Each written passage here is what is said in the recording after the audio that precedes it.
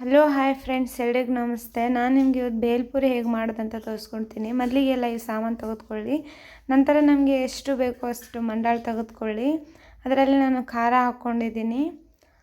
ಆಮೇಲೆ ಸ್ವಲ್ಪ ನಾನು ಬಾಲಾಜಿ ಖಾರವನ್ನು ಮಿಕ್ಸ್ ಮಾಡ್ಕೊಂಡಿದ್ದೀನಿ. ನಂತರ ನಾನು ಸೇವ್ ಖಾರವನ್ನು ಮಿಕ್ಸ್ ಮಾಡ್ಕೊಂಡಿದ್ದೀನಿ. ನಂತರ ನಾನು ಒಂದು ಟೊಮೆಟೊ ಹಣ್ಣು ಹಾಕ್ಕೊಂಡಿದ್ದೀನಿ. ನಂತರ ಸ್ವಲ್ಪ ಈರುಳ್ಳಿ ಹಾಕ್ಕೊಂಡಿದ್ದೀನಿ. 2 ಹಸಿಮೆಣಸಿನ್ಕಾಯಿ ಹಾಕ್ಕೊಂಡಿದ್ದೀನಿ. ಸ್ವಲ್ಪ ಗಜ್ಜರಿನೂ ಹಾಕ್ಕೊಂಡಿದ್ದೀನಿ. ನಂತರ ನಿಮ್ಗೆ ಬೀಜ ಇಷ್ಟ ಇದ್ದರೆ ಹಾಕ್ಕೊಳ್ಳಿ, ಇಲ್ಲಾಂದರೆ ಬೇಡ.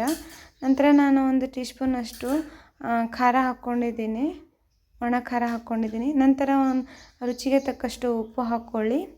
ನಂತರ ಸ್ವಲ್ಪ ಕೊತ್ತಂಬರಿ ಸೊಪ್ಪನ್ನು ಅದರ ಮೇಲೆ ಚಿಮ್ಸ್ಕೊಳ್ಳಿ.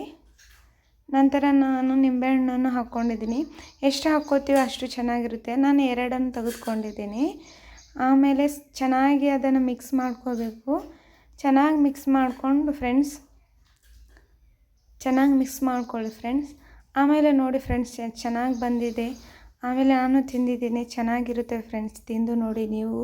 ನಾನು ಸಹ ತಿಂದಿದ್ದೀನಿ, ಸೂಪರಾಗಿ ಇದೆ.